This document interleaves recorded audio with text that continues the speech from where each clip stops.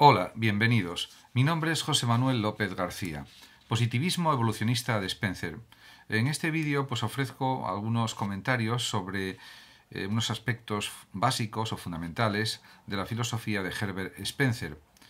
un pensador que fue materialista, que desarrolló un positivismo evolucionista y que nació en 1820 y murió en 1903. En 1852, 7 años antes de la publicación por Darwin del origen de las especies, Herbert Spencer había ya propuesto su propia concepción evolucionista con la hipótesis del desarrollo. Por supuesto, también en estos años Darwin estaba elaborando su libro a través de sucesivos informes que él fue escribiendo, y también hubo otro investigador, otro pensador, que es Wallace, que también llegó a la conclusión de que había una evolución de las especies. En cualquier caso, esto indica que Herbert Spencer era un investigador en todos los ámbitos y que realmente llegó a conclusiones que estaban en la línea del evolucionismo que desarrolló el propio Darwin. Además, para Spencer, entre religión y ciencia, la filosofía es, podríamos decir, el conocimiento con el grado más elevado de abstracción o de generalidad. En definitiva, según Spencer, la filosofía es la ciencia de los primeros principios, y eso es algo que también está establecido por otros filósofos, pero él insiste en esta cuestión. De hecho, podemos decir que fue el teórico de la evolución del universo entendido como paso fundamental de lo homogéneo a lo heterogéneo. Sería como del orden al desorden, como a la entropía, podríamos decir. Según observa Spencer también, fue la ciencia quien ayudó o forzó a la religión a purificarse de sus elementos irreligiosos, por ejemplo los de carácter animista o mágico. Aquí Spencer está partiendo de la idea de que el carácter animista o mágico es un elemento irreligioso, pero desde la filosofía de Gustavo Bueno, desde el materialismo filosófico de Bueno y desde otras corrientes filosóficas también materialistas, podríamos decir, diríamos que estos elementos mágicos o animistas están en el fondo y en el núcleo del hecho religioso, de los fenómenos religiosos de forma general. Por lo que diríamos que esta diferenciación que realiza Spencer puede ser muy discutida y muy discutible, como es lógico. En cualquier caso, él lo que quería decir es que había una especie de absoluto, de ser supremo o de misterio insondable al que no se podía llegar ni siquiera a través de la ciencia. En este sentido, este absoluto, que no podemos llegar a conocer de una forma total, tampoco a través de las ciencias, que estaban surgiendo de forma poderosa durante el siglo XIX, es un claro indicador de que realmente hay cosas que la ciencia probablemente, según Spencer, no llegaría o no llegará a conocer nunca. De hecho, Spencer considera que lo absoluto, la realidad última, existe, pero es claramente incognoscible para los seres humanos. Este absoluto, podríamos entender que es la trascendencia, el misterio del universo. Ciertamente, en tiempos de Spencer, no se conocía todavía la teoría del Big Bang sobre el origen del universo, y no se conocían todavía muchas cuestiones en relación con la astronomía, que luego fue desarrollándose durante todo el siglo XX, eso especialmente en la primera mitad del siglo XX y posteriormente también. Se entiende, por tanto, que haya un claro sentido del misterio en cuanto a lo que es el universo, a lo que es la realidad universal. Por otra parte, Spencer insiste en sus escritos, en sus obras, en sus tratados, en que la ciencia tiene como objetivo ampliar cada vez más el conocimiento,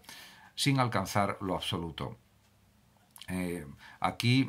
parte de la base de que probablemente, según Spencer, no se alcanzaría a saber cuál fue el origen del universo y si hay previsiblemente un final del mismo. Por supuesto, dado la fecha de muerte de Spencer, que es de 1903, en ese año todavía no se conocía, por supuesto, que iba a haber un final del universo y que había un origen del mismo que era identificable a través de la ciencia física, a través de la astronomía y a través de distintas investigaciones físicas, astrofísicas, astronómicas, etc. Por tanto, diríamos, con el desarrollo de la ciencia y la tecnología durante el siglo XX se fue descubriendo este aparente misterio que por otra parte tiene aspectos que todavía son incognoscibles o que no son conocidos todavía, como es saber qué había antes del origen del universo, de ese Big Bang, que había pues hace 15.000 o hace 20.000 millones de años, hace 30.000 millones de años, existía la nada, la antimateria, que existía entonces. Eso todavía no se puede saber con certeza, y cuál es el origen de ese punto de energía del que surgió todo el universo, pues tampoco se puede saber con seguridad. Puede haber numerosísimas hipótesis al respecto, por supuesto, eso es algo incuestionable, pero no hay pues algo afirmado de una manera pues racional, coherente, y que además sea algo que se pueda probar en cuanto pues a este misterio del origen del universo.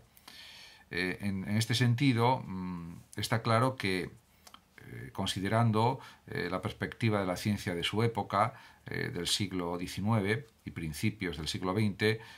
pues es comprensible que el propio Spencer diga que la evolución del universo es un proceso necesario que progresa hacia lo mejor. Es una visión optimista, una interpretación pues muy positiva y también podríamos decir positivista de la realidad, pero que no se sustenta en datos objetivos. Posteriormente, durante pues, la primera mitad o el primer tercio, fundamentalmente, del siglo XX, se fueron descubriendo distintas cuestiones en relación con el universo, a través de Hubble y a través de otros grandes astrofísicos, investigadores, físicos, etc. Y ya se conoce cómo es la estructura de la materia, por supuesto también con las investigaciones sobre la física atómica, la física cuántica, y otras muchas modalidades científicas, ámbitos científicos que se interesaron por conocer la materia del universo. También la química hizo unas contribuciones extraordinarias, el experimento de Miller, por ejemplo, sobre el surgimiento de la vida, y otros muchos experimentos e investigaciones en el ámbito de la física, fundamentalmente de la biología, de la química, el descubrimiento, pues, por ejemplo, del genoma, del código genético, etcétera, etcétera. Y en definitiva se fueron descubriendo numerosísimas cuestiones en el ámbito físico, biológico, químico, que nos han proporcionado pues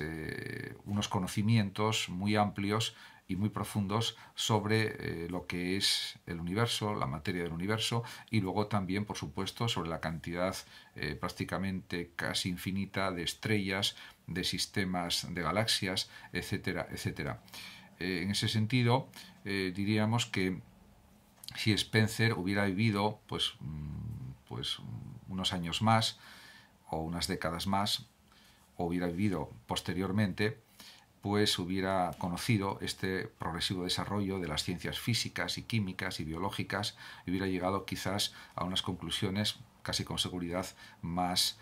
avanzadas, y yo diría que menos optimistas en relación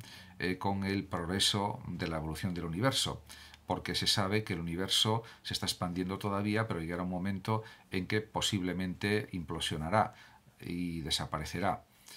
No sabemos si va a haber otros universos, si estamos en universos múltiples. Hay muchísimas hipótesis al respecto. Lo que sí se sabe, por ejemplo, es que el Sol es una estrella de tipo medio y que dentro de aproximadamente unos 5.000 millones de años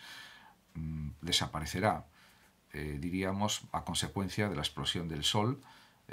y pues esto sucederá de forma inexorable. Diríamos que en la época de Herbert Spencer, en la que él vivió, esto por supuesto no se sabía, y en consecuencia pues había pues una serie de ideas sobre el progreso de la ciencia que estaban basadas en lo que hasta entonces se conocía,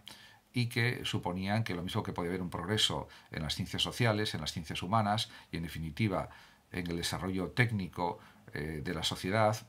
y en el desarrollo de la ciencia, pues es verdad que pues en el último tercio del siglo XIX y principios del siglo XX hubo numerosísimos descubrimientos científicos, inventos también extraordinariamente útiles, que revolucionaron la vida, incluso en los tiempos de Spencer. Incluso él mismo pues pudo saber y pudo observar la utilidad, por ejemplo, de la luz incandescente, por supuesto los grandes inventos que desarrolló Edison y otros grandes inventores cambiaron la vida de una forma notable, pero todavía la física, la astrofísica, la química no habían llegado a otros descubrimientos, diríamos, más profundos que revolucionaron aún más lo que era la vida de su tiempo. Muchísimas gracias a todos por su atención. Gracias, como siempre, a los oyentes de Radio Sofando de México. Y por último decir que el que lo desee puede compartir este vídeo, darle like o suscribirse a mi canal de YouTube. Hasta siempre.